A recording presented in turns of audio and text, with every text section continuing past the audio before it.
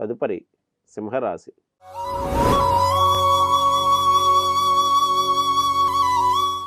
సింహరాశి వారికి ద్వితీయ స్థానంలో కేతు సంచారము, చతుర్థ స్థానంలో బుధ శుక్రుల సంచారం, రాస్యాధిపతి అయినటువంటి రవి పంచమ స్థానంలో కుజుడితో కలిసి పంచమ స్థానంలో సంచారం చేయుట, సప్తమంలో శని సంచారం, అష్టమ స్థానంలో రాహు సంచారం, భాగ్యస్థానంలో గురుని యొక్క సంచారం.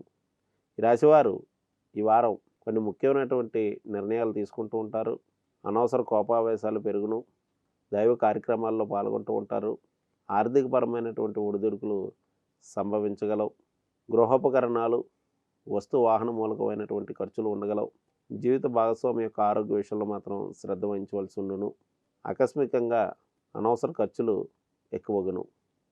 ఈ రాశివారు ఈ వారం చేయవలసినటువంటి పరిహార విషయానికి వచ్చినట్లయితే వీరు మంగళవారం రోజున లేక శనివారం రోజున 400 గ్రాములు తక్కువ కాకుండా మినపప్పుని దానం చేయడం మంచిది.